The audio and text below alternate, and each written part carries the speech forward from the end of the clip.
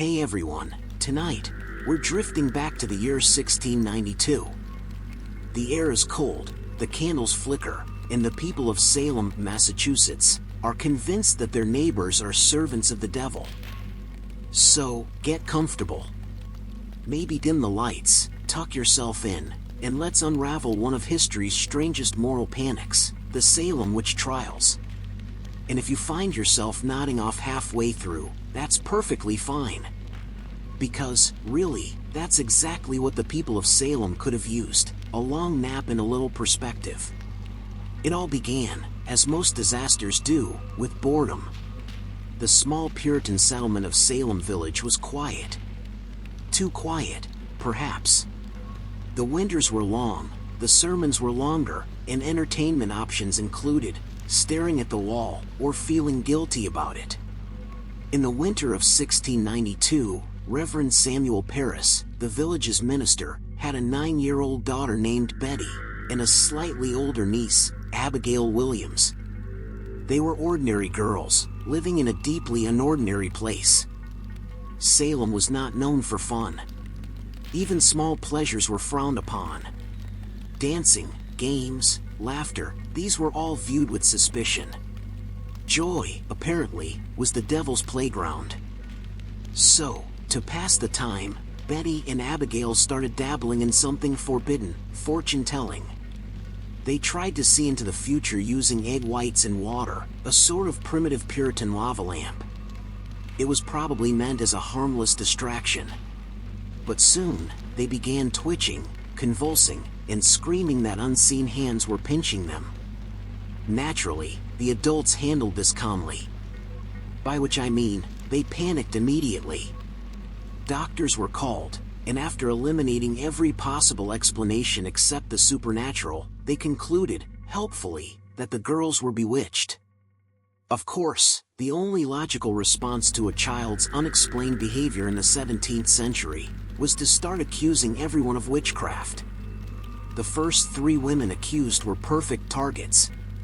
There was Tituba, Reverend Parris's enslaved servant from the Caribbean, foreign, mysterious, and conveniently unable to defend herself. Then Sarah Good, a homeless beggar who muttered to herself. And Sarah Osborne, an elderly woman who rarely attended church, which in Puritan Salem was basically a capital offense already. The accusations spread like frost through the village. Soon, dozens of people were being named as witches. And because panic loves company, even respected members of the community were accused.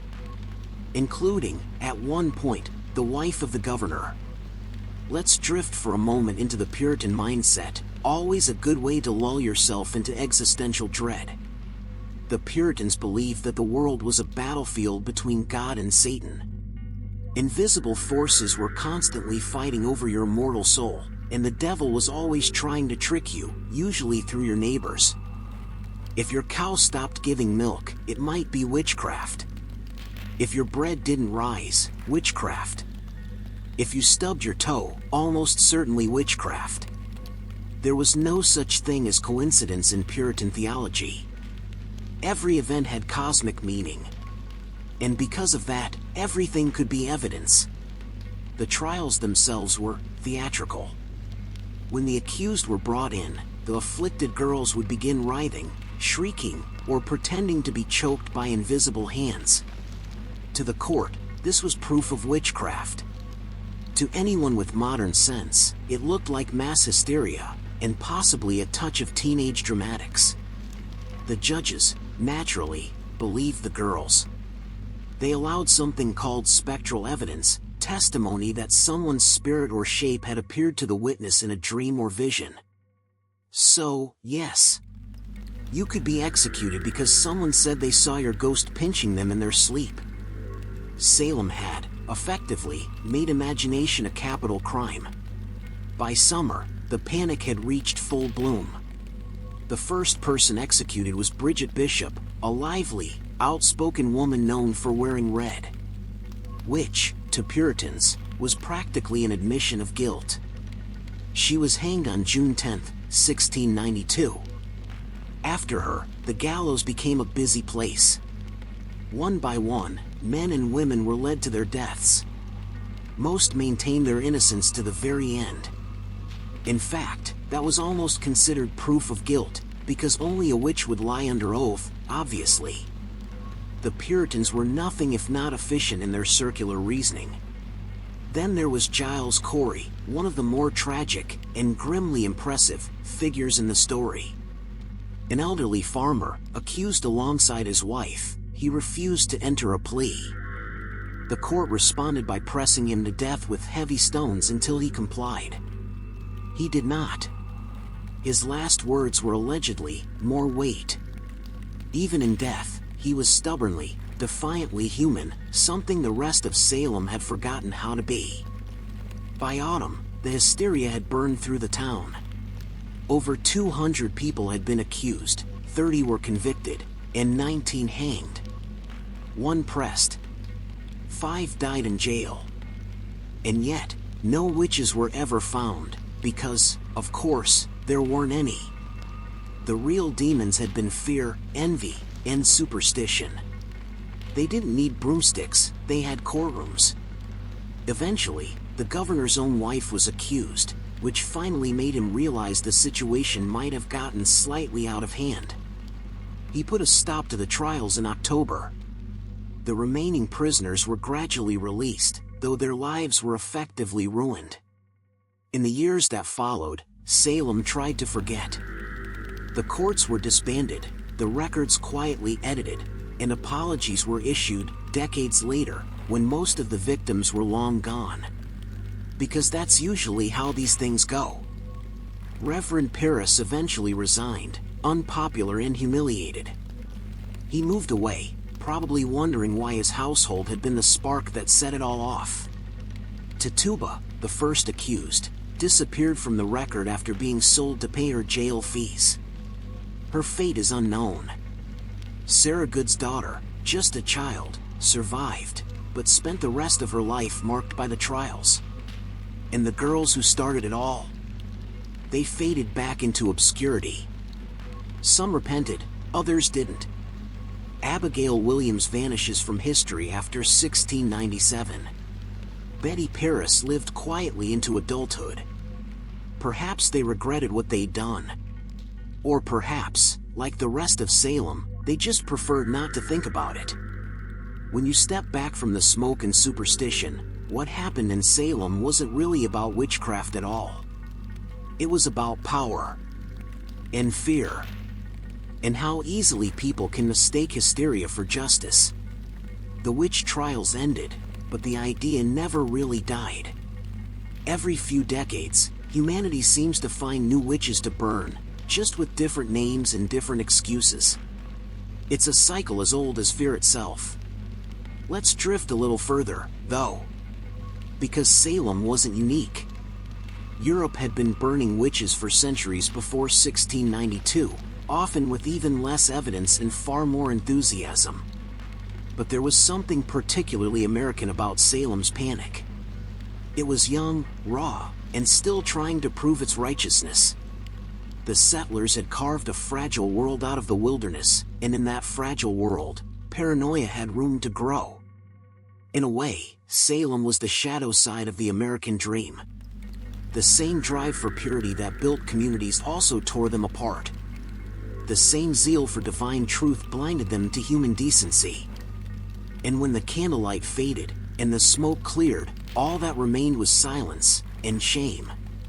It's a strange comfort, in a way, that something so terrible came from something so small. 2 bored girls. A handful of frightened adults. And a belief that evil was everywhere except in themselves. It's almost mundane, how easily madness begins. And that's what makes it so quietly frightening. So as the wind outside grows softer, and your eyelids grow heavier, maybe take a moment to be grateful for how far we've come. And quietly aware of how easy it is to fall back again. Because the Salem witch trials weren't just a chapter of history. They were a mirror. And if you look long enough, you can still see us in it. Sleep well, traveler. We'll drift onward soon, to other centuries, other mistakes, and other beautifully human disasters. But for now, that was what really happened in Salem. Hey everyone, still here, still awake? If you are, that's fine. Tonight, we're drifting a little deeper into Europe's royal past, where family trees were more like family circles, and crowns were passed down along with matching jawlines. Yes, we're talking about the most inbred monarchs in European history. A soothing little lullaby about genetic disasters wearing velvet robes. So, settle in. The lights are low, the air is still, and it's time to wander through some royal bedrooms that really should have had locks on them. Let's begin in Spain. Because when it comes to royal inbreeding, no one committed quite as enthusiastically as the Habsburgs. For over 2 centuries, they kept their bloodlines pure by keeping them inside the family. Which is a polite way of saying they married their cousins. Over and over and over again. The idea was to preserve power, land, and noble blood. The result, of course, was the slow, genetic collapse of one of Europe's greatest dynasties. And the masterpiece of this long experiment in poor decision-making was King Charles II of Spain.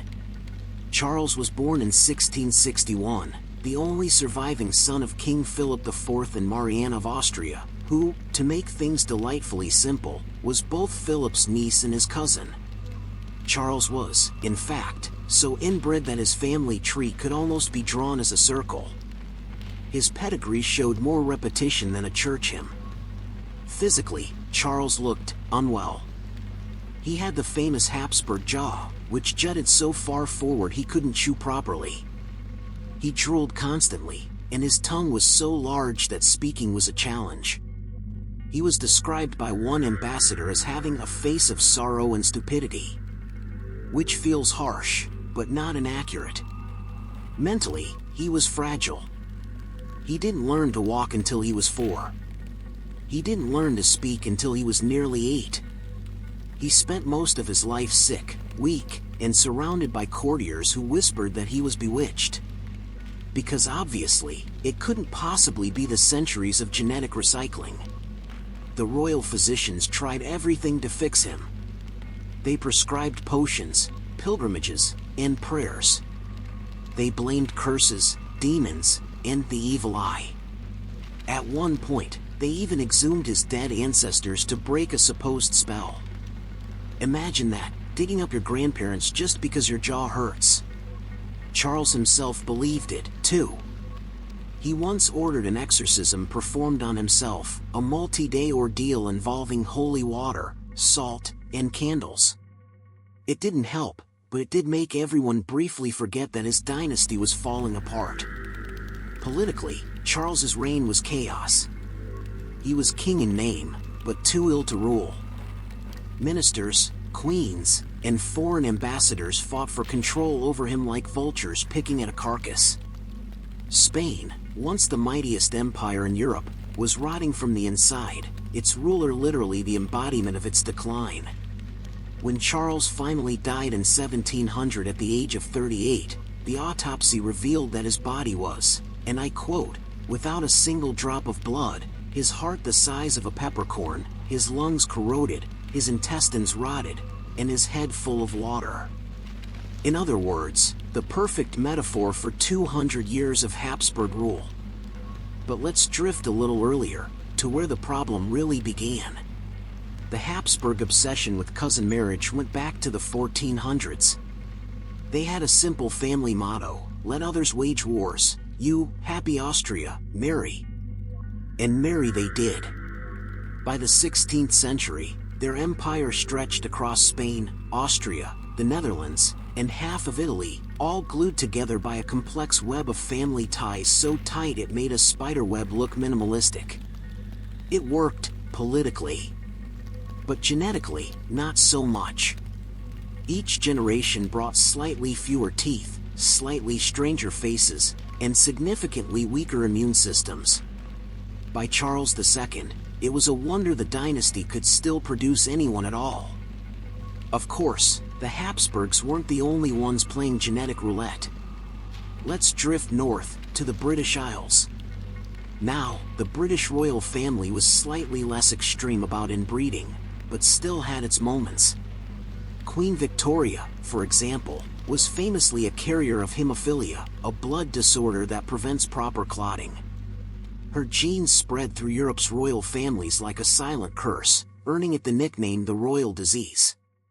Victoria and her husband, Prince Albert, were first cousins. Their marriage produced 9 children, many of whom married into other European dynasties. And so, across the continent, royal heirs began quietly bleeding to death from the simplest injuries. A small cut, a fall, a bruise, it could all be fatal. Victoria's son, Leopold, died at 30 after slipping and hitting his head. Her great-grandson, the Tsarevich Alexei of Russia, suffered constant agony from the same illness. His mother, Alexandra, turned to mystics and healers to save him, including one man named Grigory Rasputin, whose help eventually contributed to the fall of the Romanov dynasty. So, in a way, you could argue that the fall of Imperial Russia began with a cousin marriage in Victorian England. Genetics has a sense of humor, it seems. Now, let's drift eastward to Austria again, because we can't leave the Habsburgs alone for too long. They were endlessly creative in finding new ways to marry each other. Maria Theresa, Empress of Austria in the 18th century, tried to fix things by arranging strategic marriages for her 16 children. Unfortunately, most of them were still to cousins, uncles, or similarly entangled relatives. One of her daughters, Marie Antoinette, was sent off to France, famously marrying Louis XVI. And that went, well, about as well as you'd expect. Louis XVI was not inbred to the level of Charles II, but he wasn't exactly a model of vitality either. He was shy, indecisive, and possibly impotent for the first several years of his marriage. Marie Antoinette, meanwhile, was barely a teenager, stranded in a hostile court that blamed her for everything from the weather to the national debt.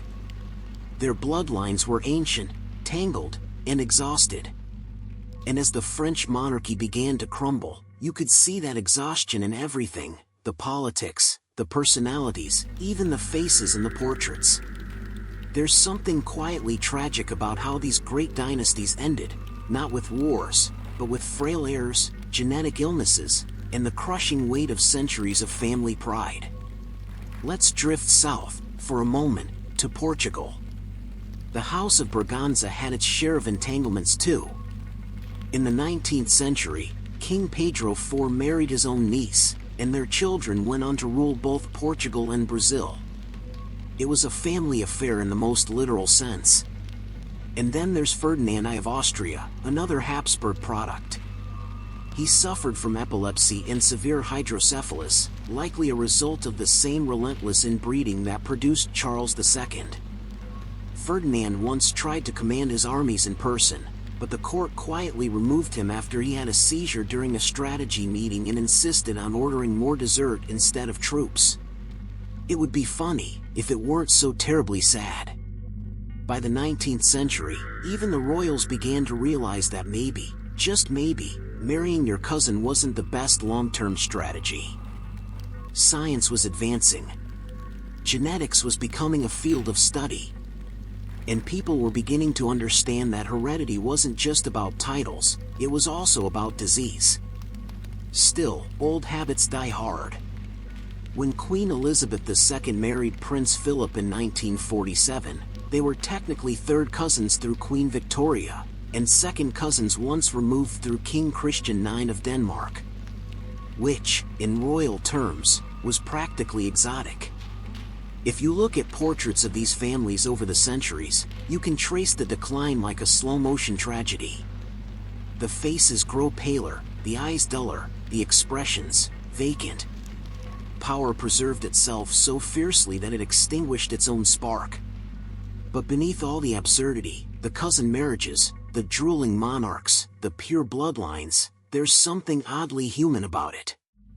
A desperate fear of losing control.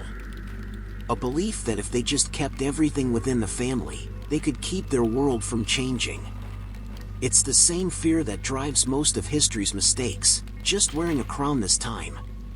When Charles II of Spain died, the Habsburg line ended with him. The next king, Philip V, was a Bourbon, a fresh start from a different branch of Europe's royal gene pool. But by then, the damage was done. The age of divine right was fading, replaced by revolutions, republics, and new ideas about equality. You could say that Europe's royal bloodlines didn't just collapse biologically, they collapsed philosophically. People had finally begun to realize that power shouldn't be inherited by birth, especially when birth itself had become so painfully complicated. And so, as the candlelight fades and the long corridors of palaces fall silent, you can almost hear it, the weary sigh of 1,000 generations of kings and queens who tried to keep their power pure, and instead made it fragile. In the end, the royal families of Europe didn't need enemies. They simply needed time, in a mirror. So sleep well, tonight. And if you wake up thinking about Charles II and his unfortunate jawline, just remember, he didn't choose it. He was, quite literally, born into it. And perhaps that's the quietest truth of all in history's long, tragic lullaby. No one escapes the family they're born into. Not even kings. Hey everyone, still here, still awake? If you are, that's fine. Tonight, we're drifting back through marble halls and candlelit corridors to visit the royals who ruled not with wisdom or bravery, but with pure, unfiltered pettiness. Because if history teaches us anything, it's that even when you're wearing a crown, you can still act like a sulky teenager denied dessert. So, let's get comfortable. The night is quiet, the fire's low, and we're about to wander through a royal gallery of grudge holders, nitpickers, and drama enthusiasts, each convinced that personal spite was a valid political strategy. Let's begin in France, naturally. Because when it comes to royal dramatics, France rarely disappoints. Our first subject, King Louis XIV, the so-called Sun King. A man so grand he once declared, "I am the state." Which, of course, he wasn't, but he certainly tried to be. Louis ruled for over 70 years, surrounded by gold leaf, powdered wigs, and an endless sea of courtiers desperate for approval. He built Versailles partly to impress, but also to keep his nobles close, and by close, I mean trapped in an exhausting, glittering surveillance system where etiquette mattered more than governance. At Versailles, pettiness was policy. If you were invited to help the king put on his shirt in the morning, that was a great honor. If you were asked to hand him his wig, even better. If you weren't invited at all, your career was probably over. He designed the daily rituals so that everyone competed for the smallest gestures of favor. It wasn't government, it was high school with chandeliers. And Louis reveled in it. He once snubbed a duke for months simply because the man dared to wear a coat the king found too sparkly. This was a monarch who could start a feud over embroidery. And win. Let's drift north to England now, where King Henry VIII was busy redefining pettiness on a marital scale. Henry, you may recall, married 6 times. And divorced, executed, or ignored most of them. His reign was less a love story, and more a long-running domestic disaster with occasional religious reform. His first wife, Catherine of Aragon, failed to produce a male heir, so Henry decided that God must be punishing him. Rather than accept bad luck, he convinced himself that the marriage was cursed. So he demanded an annulment. When the Pope said no, Henry's solution was simple. He invented a new church. The Church of England, founded essentially because one man couldn't handle rejection. He divorced Catherine, married in Boleyn, and then, when she also failed to give him a son, accused her of witchcraft and treason. She was executed after a brief and heavily biased trial. And that pattern continued: marry, disappoint, behead, repeat. It's hard to imagine a pettier motive for an entire national schism. But that's Henry for you, willing to rearrange the divine order for the sake of personal inconvenience. Now, while we're in England, we should stop by the court of Queen Elizabeth I, Henry's daughter. Brilliant, cunning, and formidable, but also, occasionally, breathtakingly petty. Elizabeth was famous for her vanity. She powdered her face white to hide scars from smallpox, wore towering wigs, and forbade anyone else at court from wearing similar colors or jewels. Her ladies-in-waiting had to be careful never to look too attractive, or risk sudden demotion. When one of them, Lady Catherine Grey, secretly married without permission, Elizabeth locked her in the Tower of London for years. The crime? Falling in love without the Queen's consent. Elizabeth once said she ruled as both a prince and a queen. But emotionally, she often ruled like a jealous older sister. Now, let's float across the Baltic to Russia. Because Peter the Great deserves a place on any list of royal pettiness. Peter was ambitious, reforming, and absolutely determined to drag Russia into the modern age, whether it wanted to come or not. He forced his nobles to shave their beards, wear Western clothes, and stop eating with their hands. If they refused, he personally shaved them on the spot, often with dull scissors and zero warning. When his own son, Alexei, resisted his reforms, Peter accused him of treason and had him tortured to death. Which, even by royal standards, was excessive. You could call it justice. Or you could call it an overreaction to not getting Father's Day cards. Peter's energy was boundless, but his temper was volcanic. He once had an architect's head chopped off because the man built a staircase one step too short. That's right, one step. Pettiness, weaponized. But no one embodied regal spite quite like Empress Eugenie of France, wife of Napoleon III. She turned jealousy into a full-time job. Eugenie loathed any woman who threatened her social position, which was, unfortunately, most women.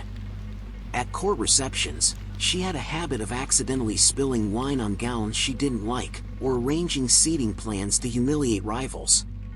She even banned a popular actress from performing because her husband once smiled in her direction. It's all very operatic, and mildly exhausting. Let's drift back in time a little, to the 14th century, where Charles VI of France, known as Charles the Mad, ruled a court defined by equal parts delusion and pettiness. Charles suffered from severe mental illness, but that didn't stop him from making enemies. Once, during a paranoid episode, he decided that his own brother was plotting against him. So he had him assassinated, then built an elaborate public monument to commemorate the crime. He later regretted it, of course, but by then, France had descended into civil war. It's the sort of political meltdown that might have been avoided with a nap and a therapist. In Spain, Isabella II made enemies simply by being spectacularly indiscreet. Her court was a whirlpool of gossip, flirtations, and scandal. When one of her lovers insulted her favorite dress, she publicly fired him from every military post he held. In front of his regiment. Because naturally, that's how you handle criticism. Her pettiness eventually caught up with her. By 1868, Spain had had enough and sent her into exile. She left for France in tears, though probably also relieved she wouldn't have to deal with so many opinions anymore. And then, of course, there's Frederick the Great of Prussia, who took grudge holding to an art form. As a young prince, Frederick tried to flee his father's tyranny. When he was caught, his father executed Frederick's best friend right in front of him. Frederick never forgot and never forgave. Years later, when he became king, he ruled with intelligence and flair, but also deep, simmering resentment. He banned his father's advisors, mocked his memory, and filled his palaces with art and music precisely because his father had despised them. Everything Frederick built was both a monument to progress and a lifelong act of revenge. It's impressive, really, holding a grudge that fuels a military empire. Royal pettiness wasn't limited to individuals, though. Sometimes, entire dynasties built feuds that lasted generations. Take the endless rivalry between the English and French crowns, two families who spent centuries fighting over the same patch of land, the same titles, and the same sense of superiority. The 100 Years' War began, essentially, because one French king refused to recognize an English claim to the throne. It wasn't about justice. It was about pride. Hundreds of thousands died over what was, ultimately, a centuries-long argument about who looked better in a crown. Even into the 20th century, royal pettiness endured. During World War I, King George V of Britain, Kaiser Wilhelm II of Germany, and Tsar Nicholas II of Russia were all first cousins. They shared childhood photographs, family letters, and, eventually, a catastrophic world war. When the Tsar asked for asylum after the Russian Revolution, George V refused, fearing it might damage his reputation. So Nicholas and his family were executed in Siberia. A refusal born of image-conscious hesitation cost an entire family their lives. History's pettiest decisions often come dressed as practical ones. If you look closely, you'll see that behind every royal pettiness, every snub, feud, and ridiculous vendetta, there's usually fear. Fear of losing status.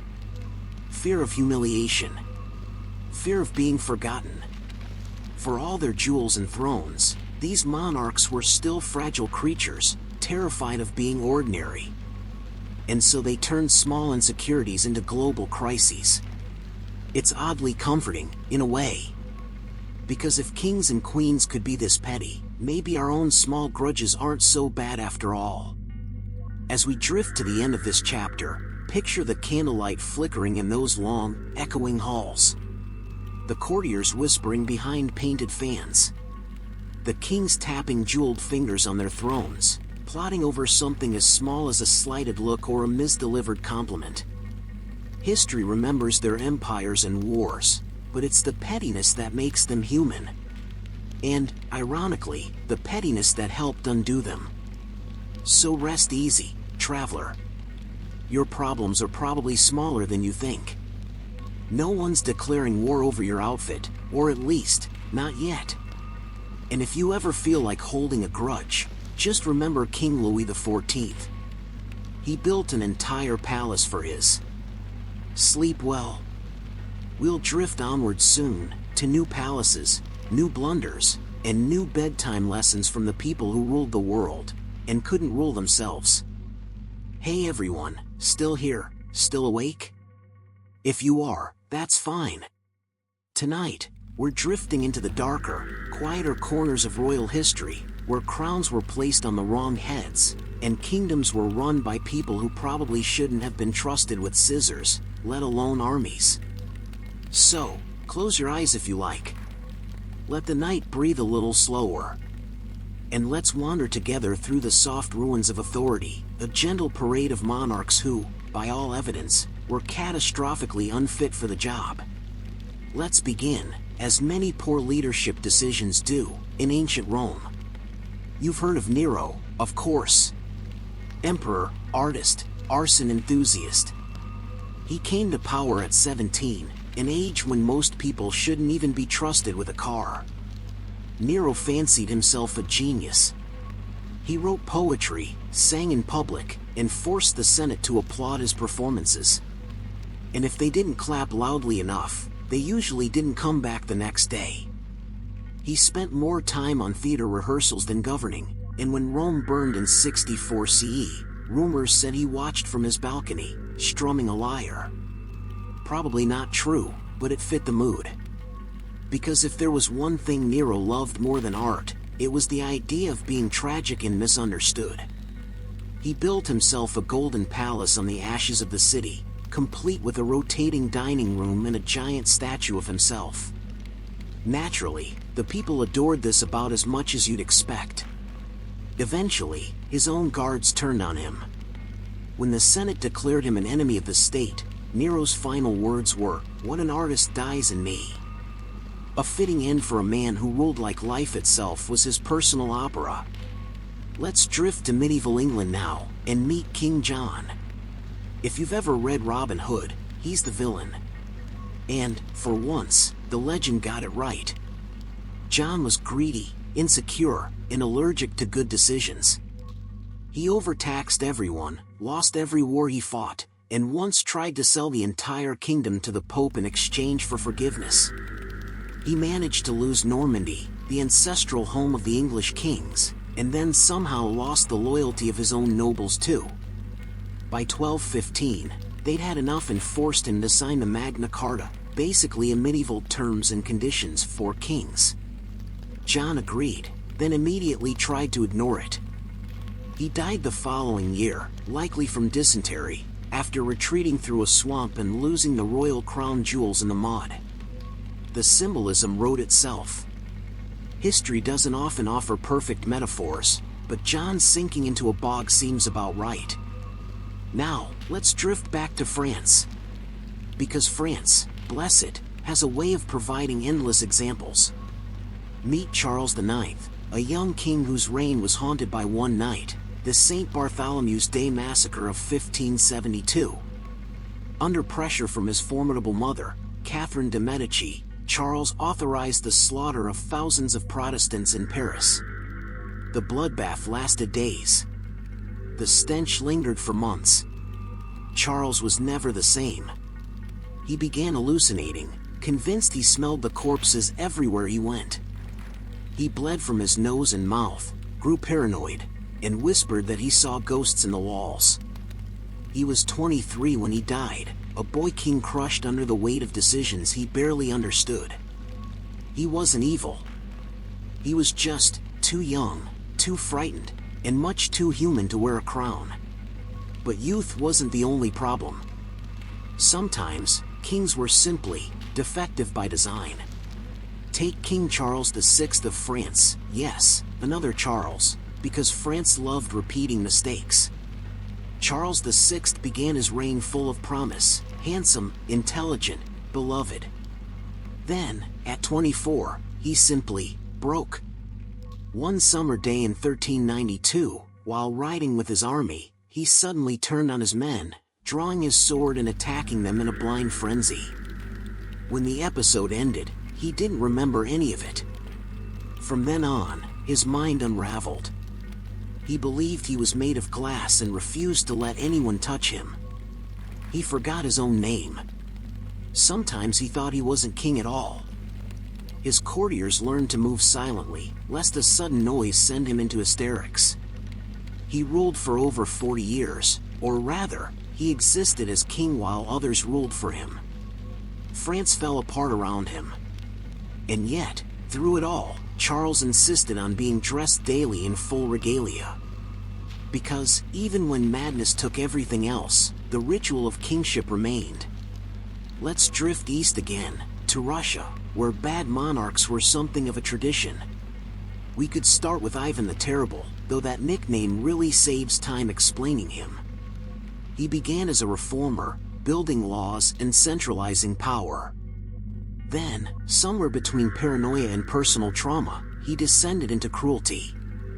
He murdered nobles, burned cities, and even killed his own son in a fit of rage, the heir he desperately needed.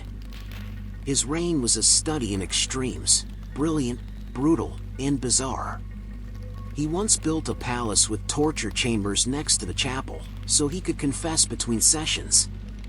And in his later years, he carried around a staff tipped with an iron spike, occasionally using it to strike courtiers who bored him. Russia survived him, barely. But Ivan left a legacy so terrifying it shaped the Russian psyche for centuries. Now, let's drift south, to Spain, where we meet Joanna of Castile, known to history, somewhat unfairly, as Juana la Loca, Joanna the Mad. She was intelligent, cultured, and deeply emotional, traits that made her ill-suited to the ruthless politics of her time. Her husband, Philip the Handsome, was charming but faithless. When he died suddenly, Joanna's grief became legendary. She refused to bury him, traveling across Spain with his coffin, opening it occasionally to make sure he was still there. Her family seized on her instability as an excuse to strip her of power. They locked her away in a convent for nearly 50 years. She lived long enough to see her children rule Spain, but she never ruled again. Was she truly mad? Perhaps. But it's hard to tell where grief ends and manipulation begins. Either way, Joanna reminds us that sometimes, a bad monarch isn't cruel or foolish, just broken. Now, back to England, because no list of disastrous rulers is complete without George III. For decades, he was mocked as the Mad King, the one who lost America. In truth, George was deeply conscientious, too conscientious, perhaps. He took his duties seriously, wrote pages of notes on agriculture, and believed in moral reform. But he also suffered from a mysterious illness that caused severe delusions. At his worst, he spoke for hours without stopping, foaming at the mouth, convinced he was speaking to angels. Doctors tried to cure him with leeches, ice baths, and restraint chairs, treatments that only deepened his torment. In later years, he was blind, deaf, and completely detached from reality. The man who'd once tried to rule responsibly was reduced to a tragic figure wandering the halls of Windsor, humming hymns to himself. History remembers him for losing the colonies. But in truth, he lost far more than that. And then there was Ludwig II of Bavaria, sometimes called the fairy tale king. He was born in 1845, and from a young age preferred imaginary kingdoms to real ones. He loved castles, swans, and solitude. When he became king, he poured his fortune into building elaborate palaces, Neuschwanstein among them, while ignoring actual governance. He dined alone, often talking to invisible guests. He paid musicians to perform for empty rooms. And when his ministers begged him to attend to state matters, he simply built another castle. Eventually, they declared him insane and deposed him. Days later, he was found dead in a lake, under mysterious circumstances. His castles remain, silent and magnificent, monuments to a man who ruled as if the world were a dream he didn't want to wake from. If you listen carefully to all these stories, they share something almost tender. These weren't monsters, not all of them, anyway. Many were just unprepared, unstable, or crushed by a role no one could truly fulfill. To be born royal was to inherit both luxury and loneliness. You were the symbol of your country, but also its prisoner. Your every flaw magnified, your every doubt written into history. And some, like Charles VI or Joanna of Castile, simply broke under the weight of expectation. Others, like Nero or Ivan, wielded power as a mirror for their own insecurities. And a few, like Ludwig II, escaped into fantasy, where they could be kings of imagination, if not of reality. As you drift towards sleep, maybe think of them not as rulers, but as people misplaced in time, dreamers, tyrants, and tragic souls wearing crowns that didn't fit. Because for every great leader in history, there were 10 who never should have been in charge at all. And maybe that's the quiet comfort of history, realizing that chaos at the top has always been normal. So rest easy. The world has survived worse. It always does. Hey everyone, still here, still awake? If you are, that's fine. Tonight, we're sinking a little deeper into the velvet-draped corners of palaces, where candlelight flickers, secrets whisper through tapestries, and history quietly pretends it didn't happen. Royal scandals, after all, were never truly rare. They were just, well concealed. Or so the royals like to think. So, settle in. Let's drift together through the side doors of history, into the bedrooms, letters, and quiet corridors of power. Because behind every crown was someone making a decision that would make their biographer sigh centuries later. Let's begin in Versailles. A place where everything glittered, and nearly everyone lied about something. Our first scandal belongs to Louis XIV, the so-called Sun King. He reigned for over 70 years, long enough to outlive nearly everyone who disliked him, which was convenient. Louis built Versailles as a monument to himself, complete with golden halls and enough mirrors to satisfy even his reflection. But while the palace dazzled, the real theater was in his bedroom. Louis had a wife, Queen Maria Theresa, who did her best to look regal and ignore things. But his heart, or something close to it, belonged to a long list of mistresses. First, Louise de la Valliere, gentle and timid. Then Madame de Montespan, witty and venomous, who mixed her perfume with powdered pearl and possibly a dash of poison. The affair of the poisons in the 1670s was the talk of France, a sweeping investigation into black magic, curses, and aristocrats buying potions to make lovers faithful or dead. Several of Louis's mistresses were implicated, though he quietly made sure the evidence against Montespan disappeared. After all, she was the mother of 7 of his children. In the end, Louis replaced her with a pious widow, Madame de Maintenon, who preferred prayer to passion. He lived long enough to regret everything, including most of his heirs. Versailles survived. His reputation, not so much. Let's drift north to England, where royal scandal is practically a national sport. Our subject tonight is George IV, who once described himself as too fat to be a hero, but too important to be ignored. He was correct about both. George spent his youth in a haze of gambling, parties, and champagne, so much champagne that his butlers kept buckets ready in case he needed to lighten the load. He secretly married a Catholic widow, Maria Fitzherbert, which was illegal under English law.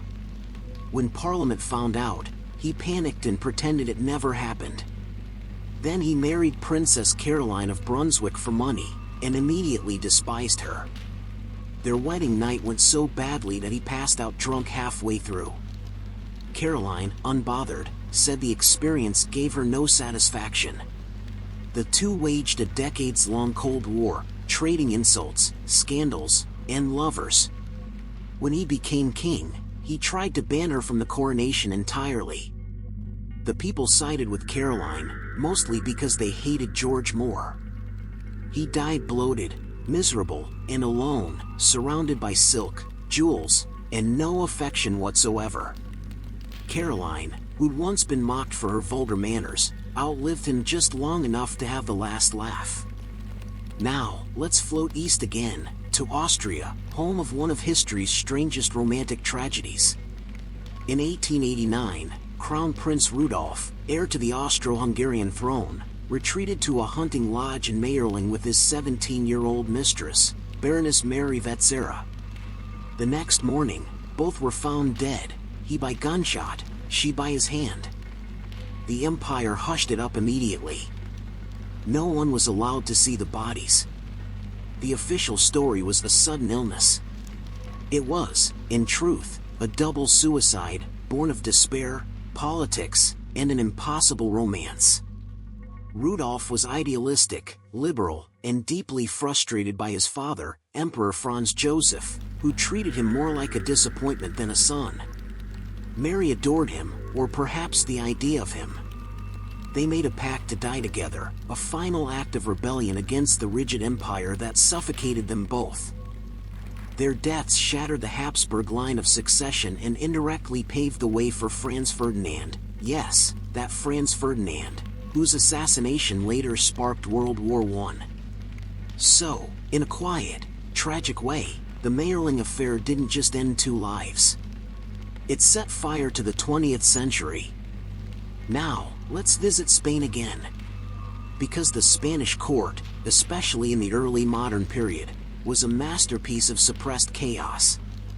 Our subject, Philip II, the most serious man in Europe. He built the Escorial, a gray stone palace so severe it looked like it wanted to apologize for existing.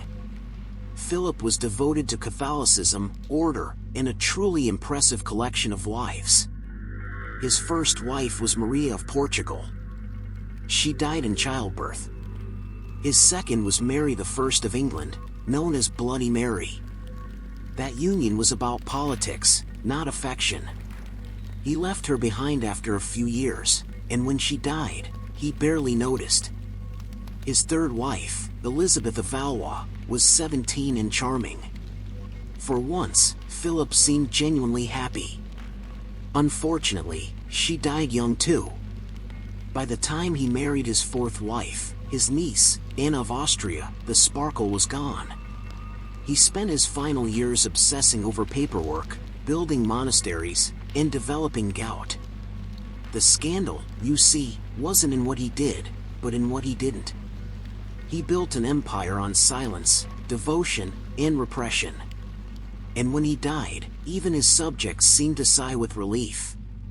Let's drift to a smaller, colder court, Denmark, around the 18th century. Our scandal here is less fiery, more human. A story of friendship, betrayal, and a revolution of the heart. Queen Caroline Matilda was married to King Christian VII, who was unwell. He suffered from schizophrenia, or perhaps bipolar disorder, whatever the label. He was erratic, paranoid, and incapable of ruling. Caroline was young, lonely, and trapped in a foreign court that despised her. Enter Johann Friedrich Struensee, the royal physician. He was intelligent, reform-minded, and empathetic, qualities rare in royal company. The two grew close. Then very close. Soon, Struensee was effectively running Denmark, introducing liberal reforms and banning torture. It was a golden moment, until it wasn't. The court turned against them. Struensee was arrested, tried for treason, and executed. Caroline was exiled, never to see her children again. Christian lived on, alone and confused. And the reforms? Reversed within months. Denmark went back to sleep. But for a brief, scandalous moment, two lonely people had tried to make something better, and paid for it. We'll move now to Victorian England, because no one could suppress scandal quite like Queen Victoria's family. Victoria and Albert, of course, projected domestic perfection, 9 children, moral discipline, and matching black clothes. But beneath the portraits, things were less tidy. After Albert's death, Victoria plunged into mourning that lasted 40 years. She isolated herself, spoke to no one, and fixated on her Scottish servant, John Brown. He was loud, earthy, and utterly unimpressed by royalty. He called her woman instead of your majesty. And she adored him for it. Rumors swirled that they'd secretly married. When Brown died, she wept harder than she had for Albert. Her children destroyed their correspondence to prevent further scandal, but whispers never stopped. Later, she repeated the pattern with another servant, Abdul Karim, an Indian attendant she raised to the rank of personal secretary. The court hated him. She didn't care. To Victoria, both men offered what she'd been denied all her life, normal human affection. And finally, let's drift quietly to Sweden, where the 18th century court of King Gustav III was elegant, theatrical, and deeply gossip-ridden. Gustav loved art, opera, and costume balls. He also avoided his wife as though she were contagious. The queen, Sophie Magdalena, was reportedly so neglected that rumors spread their marriage was never consummated at all. Years passed. No heirs. Then, suddenly, she was pregnant. The father? Officially Gustav. Unofficially, the king's favorite courtier, Count Monk. It was said that Gustav personally asked Monk to instruct his wife in marital matters.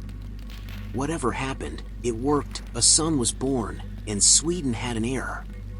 But gossip poisoned the court. Years later, Gustav was assassinated at a masquerade ball.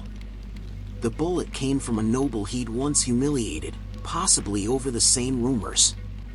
So many scandals. So many whispers under candlelight. They fade in and out of history, leaving only traces, a coded letter, a painted portrait, a diary written in despair. And yet, they all share the same quiet truth. Beneath the crowns, the rituals, the portraits, they were just people. Lonely, vain, impulsive, terrified of growing old or forgotten. And while the official histories focus on wars and treaties, it's the secrets, the affairs, the betrayals, the midnight confessions, that make these figures feel almost real.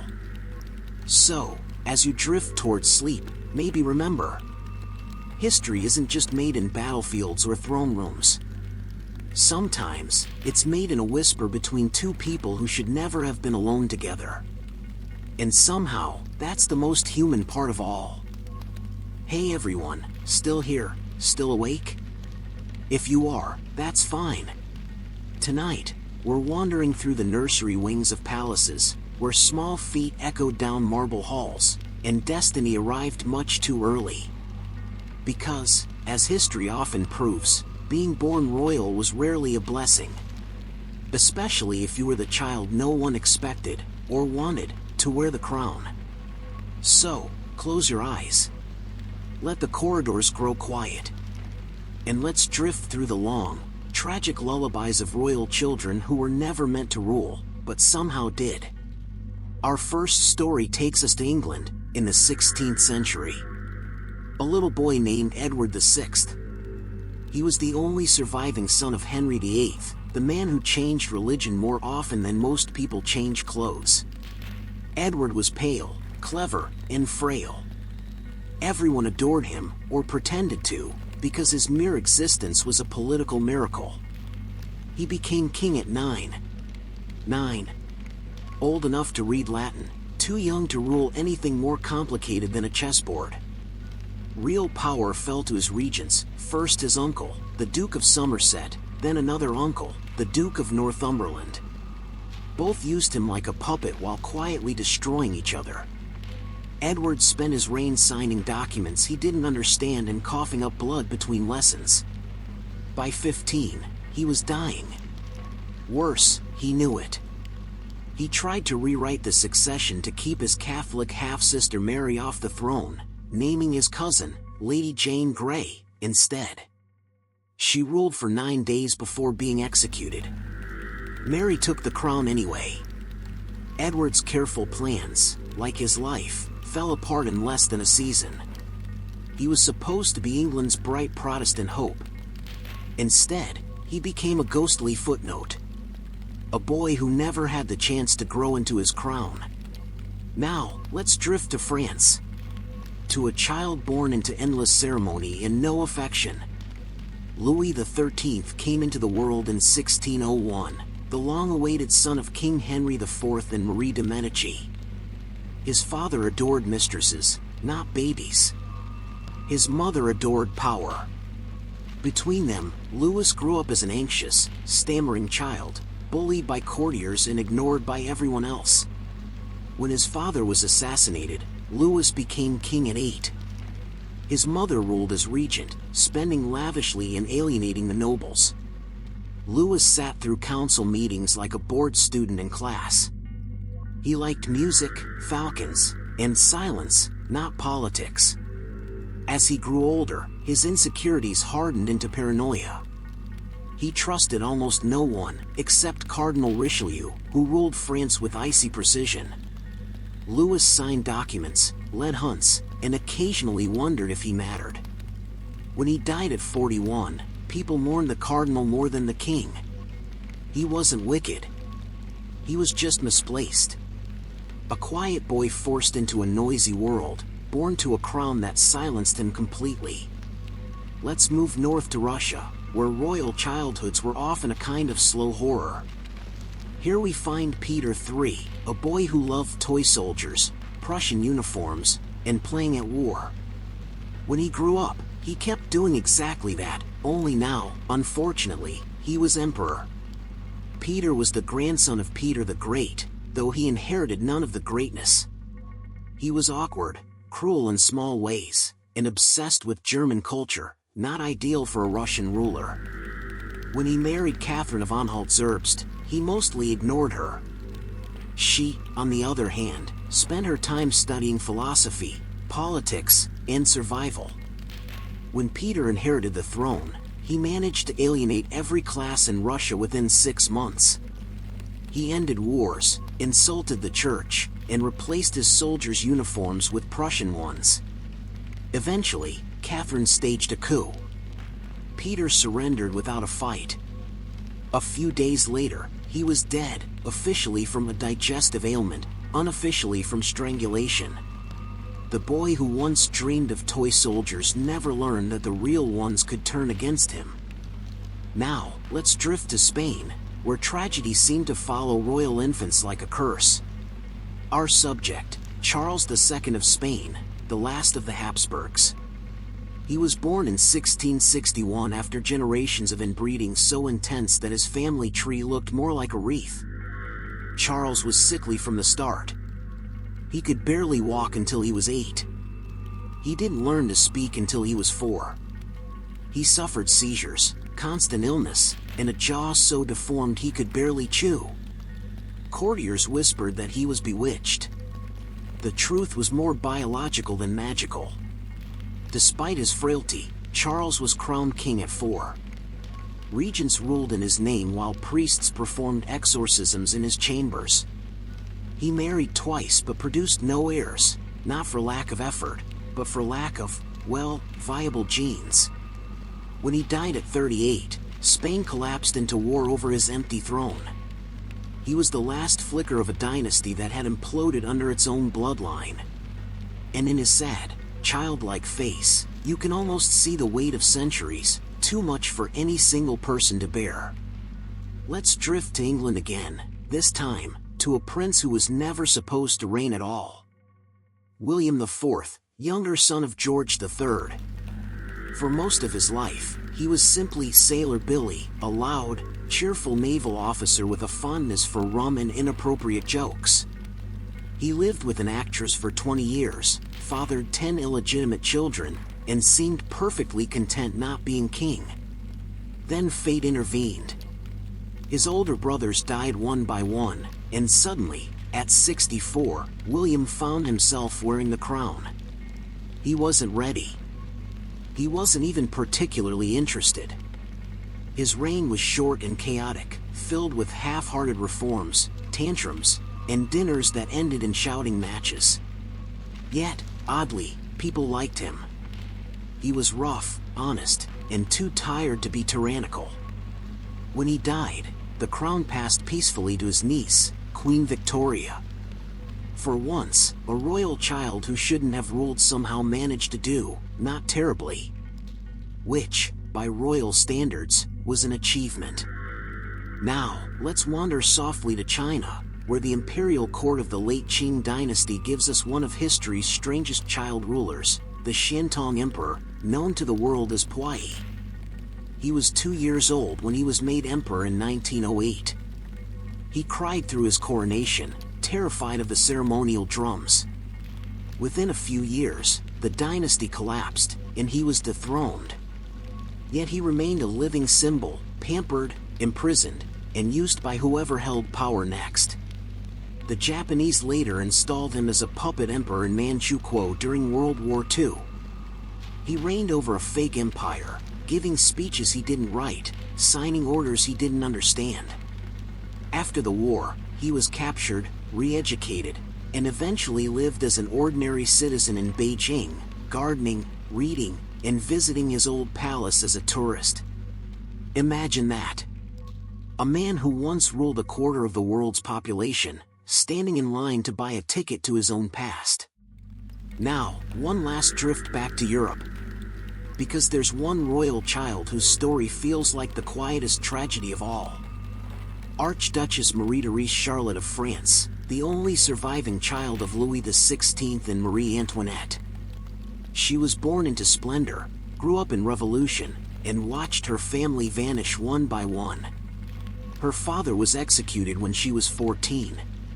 Her mother followed soon after. Her little brother, Louis XVII, was left to die in a cell, abused, starved, forgotten. Marie-Therese was imprisoned for years in near silence. When she was finally freed, she was fragile, hollow-eyed, and decades older in spirit. She lived long enough to see France restored, but never truly recovered. She had no children. And perhaps that was mercy. Some people inherit kingdoms. She inherited ghosts. If you listen quietly enough, these stories start to blur together. Children thrust into crowns they didn't ask for.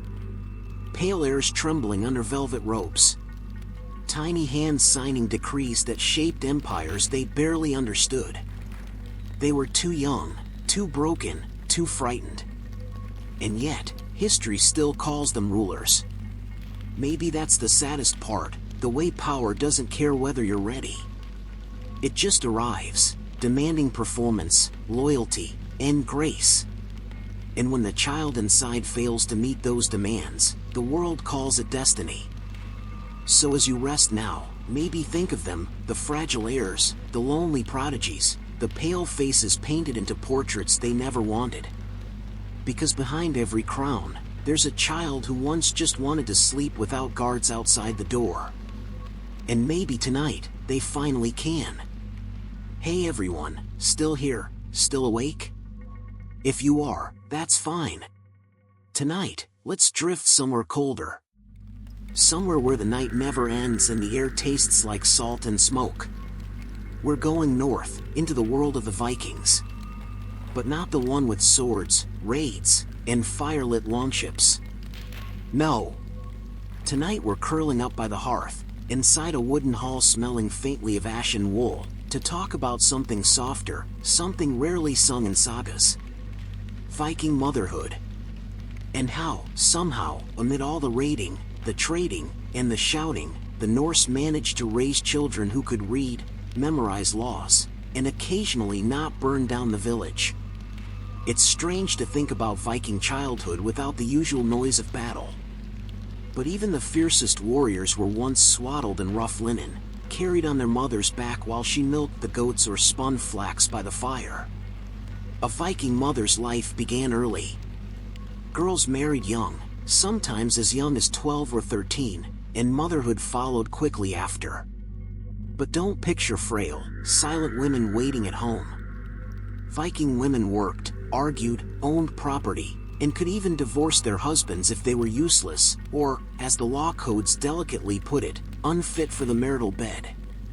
Which, considering the Viking diet and hygiene standards, might have been a fairly broad category.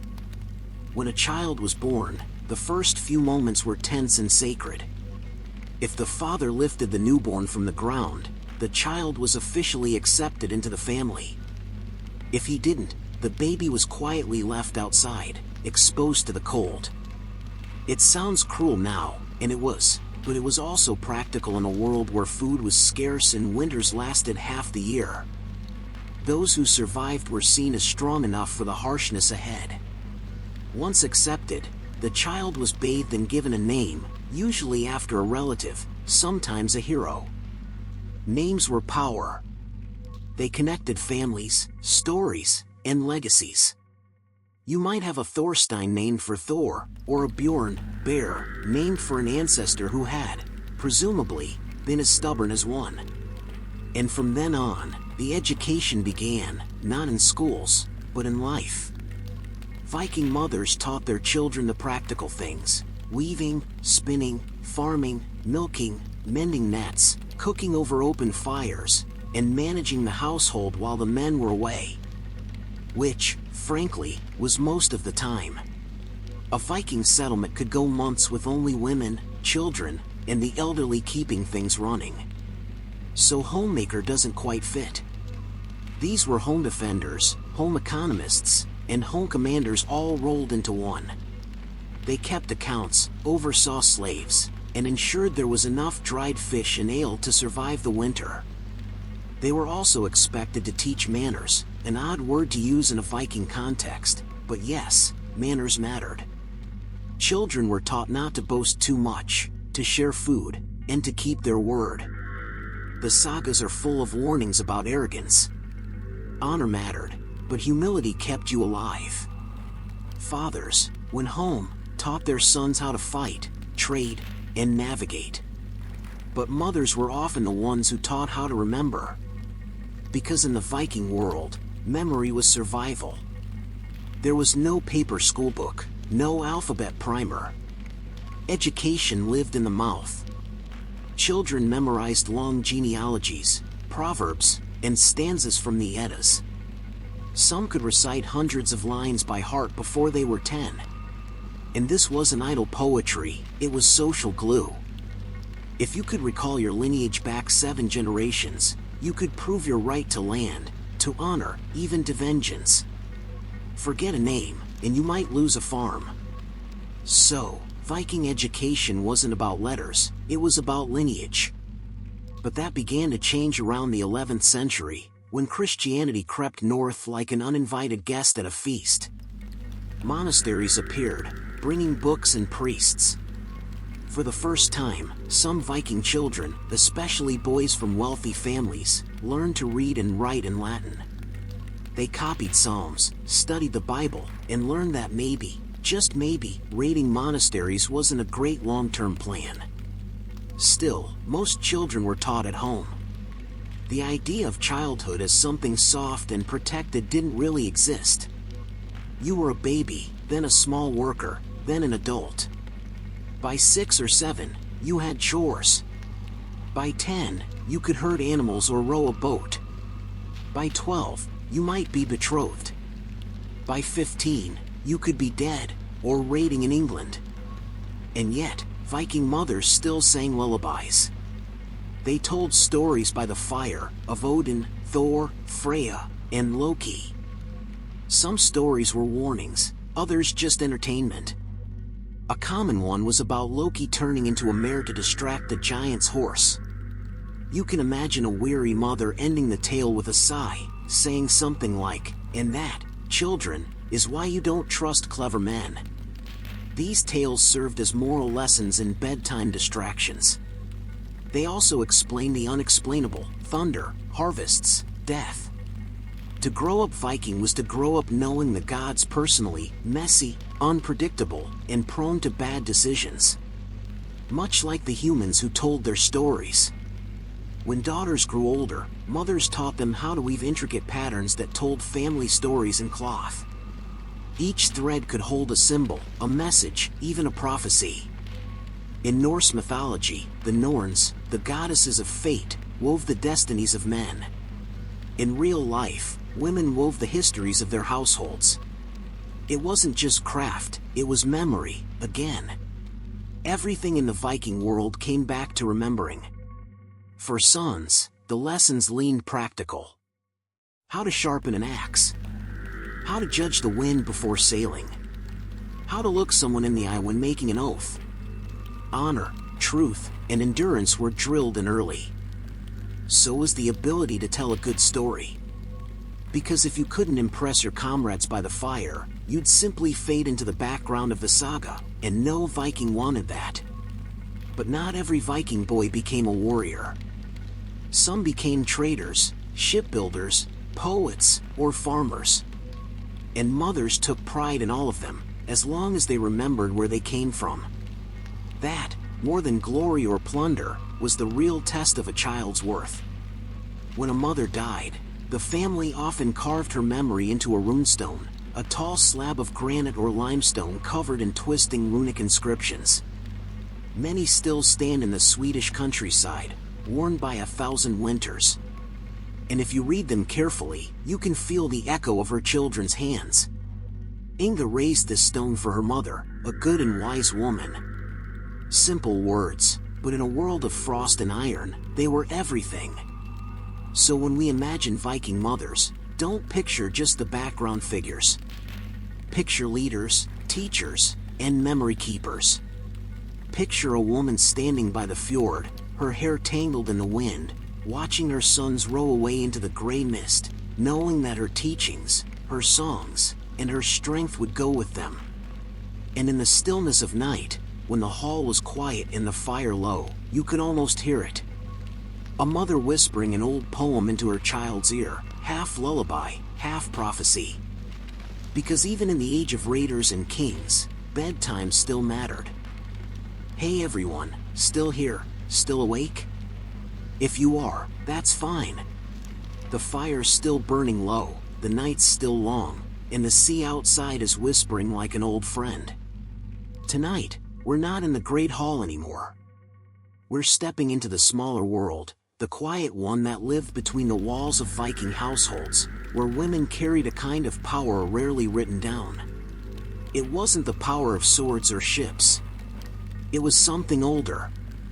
Softer, maybe, but no less dangerous. This is the world of Viking healers, seers, and midwives, women whose work kept the community alive, and whose knowledge was half medicine, half mystery. Let's start with the healer. Her name might have been Asa, or Brynhild, or Sigrid. She wasn't a priestess, exactly, but she carried herbs in her apron and secrets in her mind. People came to her when the fevers came, when the children coughed, when a warrior returned from battle with a wound that refused to close. She'd crush herbs on a flat stone, mix them with honey, and whisper a charm over the poultice. The charm wasn't superstition, not in her eyes. It was a way of binding the plant's spirit to the person's flesh, reminding both to work together. Viking medicine was practical, yes, honey for infection, willow bark for pain, moss for wounds.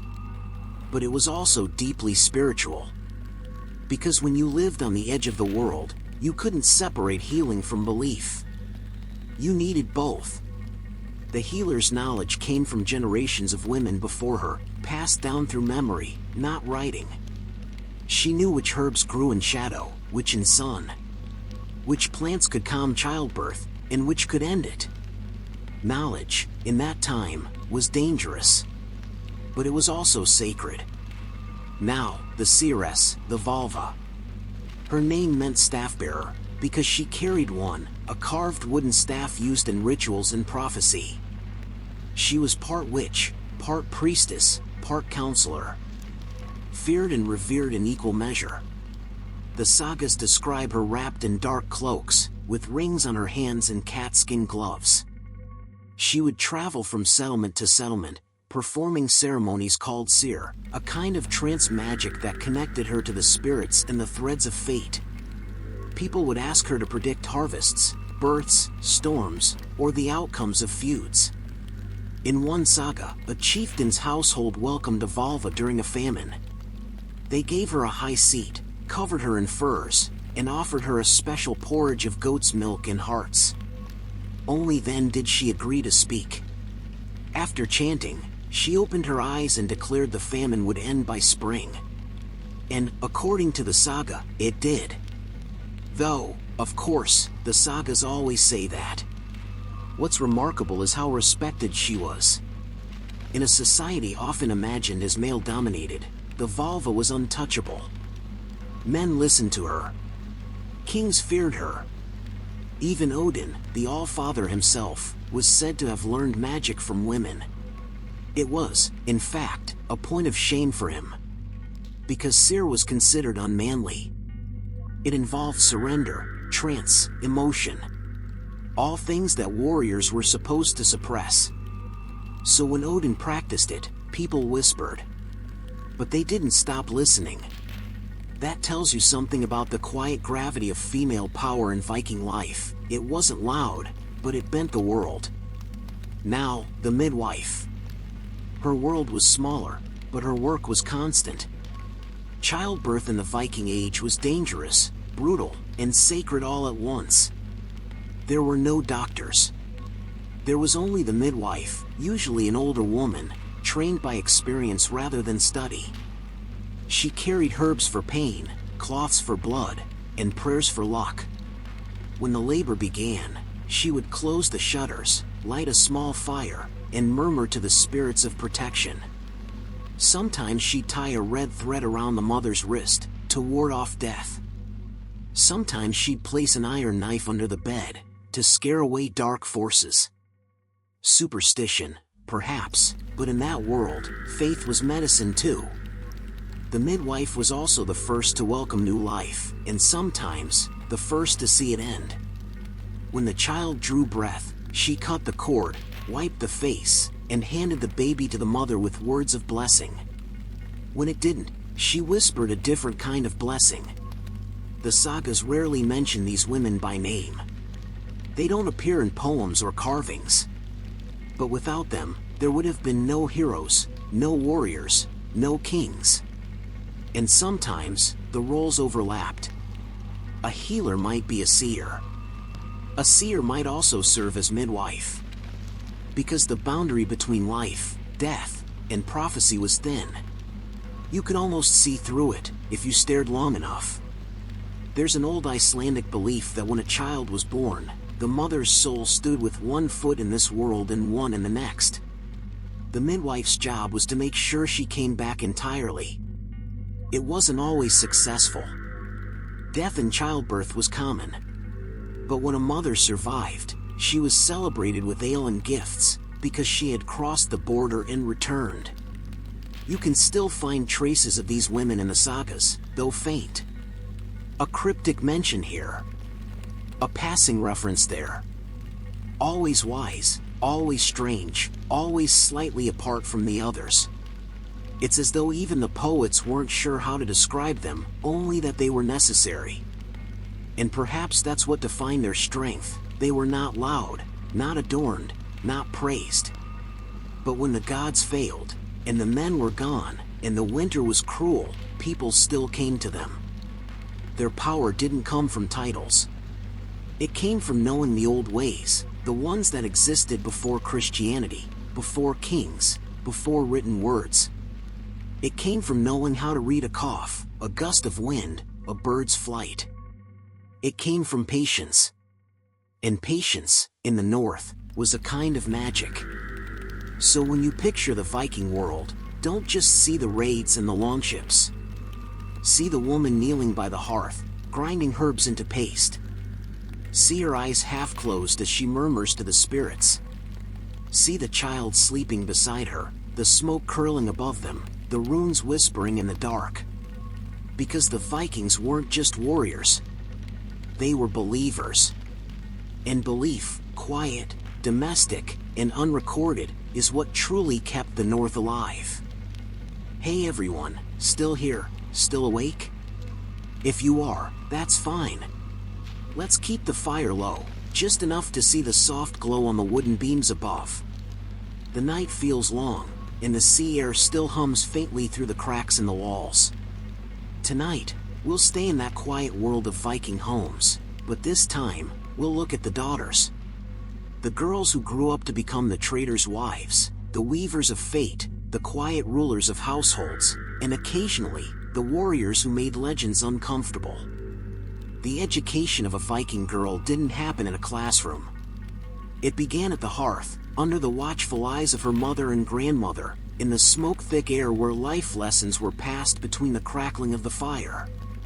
A Viking girl learned early to listen before speaking. Not because she was powerless, but because silence was a kind of strength. Men shouted, women remembered. And in a culture built on memory and story, that made them the quiet keepers of power. By the time she could walk, a girl learned to work. She'd help churn butter, fetch water, and sort wool by lamplight. Each small task had purpose. Each carried rhythm, like a lesson set to music. The Vikings didn't romanticize childhood, it was an apprenticeship to survival. And girls, as future mothers and homemakers, were expected to know everything that kept the household breathing through winter.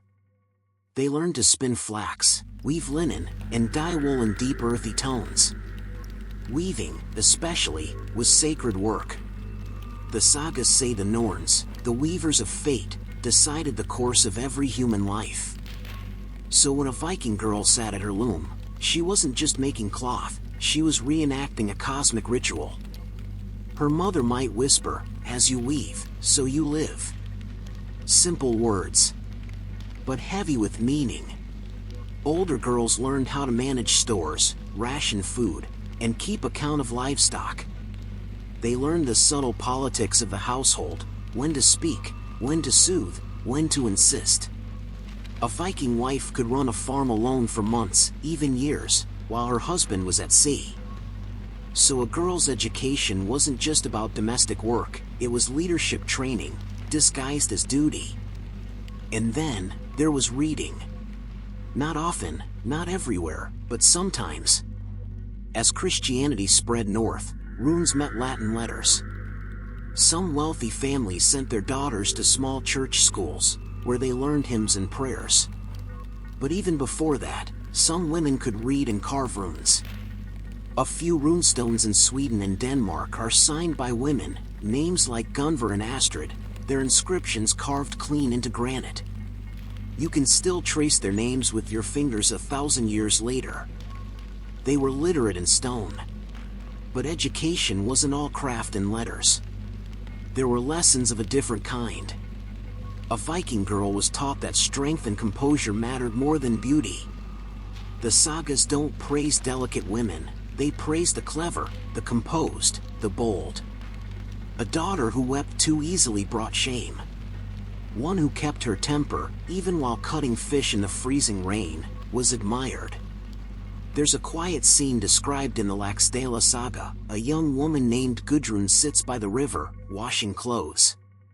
A man tells her he dreamt she'd be married 4 times.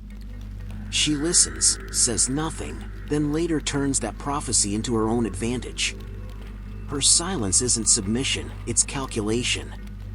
That's the kind of education Viking girls were given, not to fight, but to endure.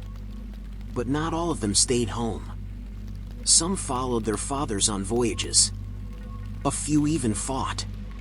Archaeologists in Birka, Sweden, found a grave once assumed to belong to a male warrior.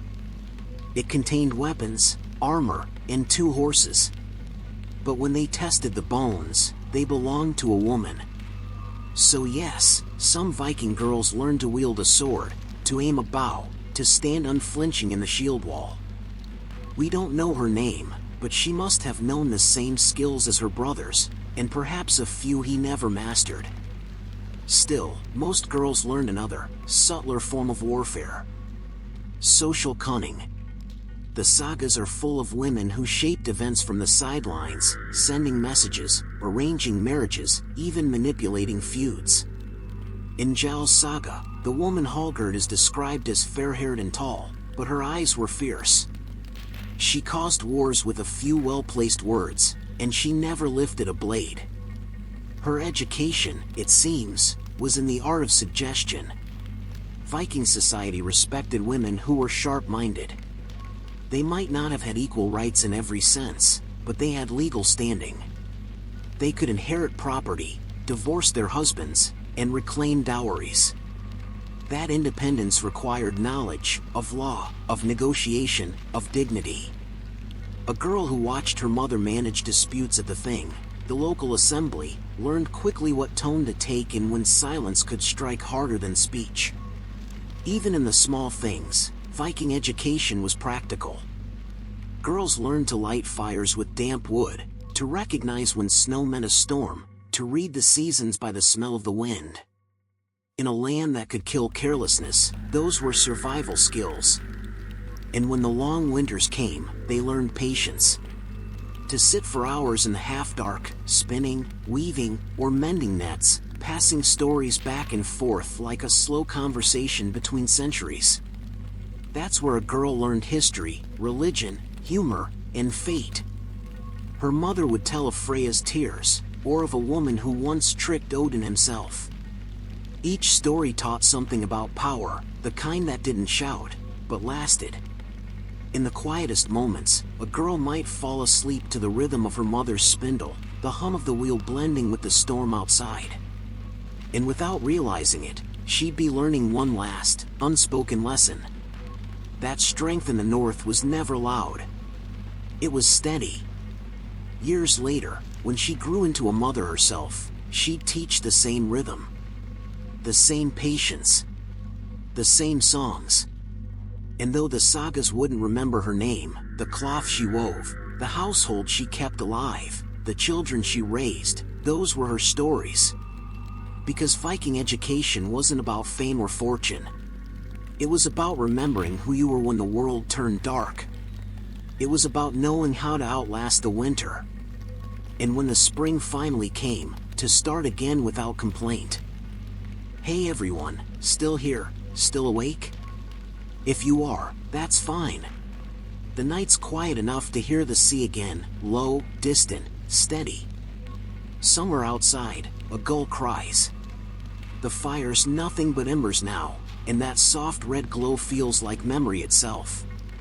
Tonight, let's turn from the girls to the boys. Because Viking manhood didn't begin with a sword, it began with a wooden stick, a scraped knee, and the sound of older men laughing near the shipyard.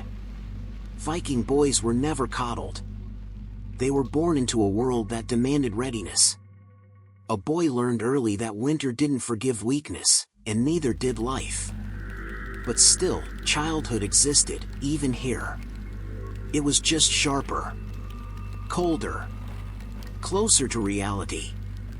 From the age of 3 or 4, Viking boys followed their fathers or uncles into the fields, the forges, or the boats. They were taught to observe before they acted. Watch how an oar cuts water. Watch how a man ties a knot or sharpens a blade.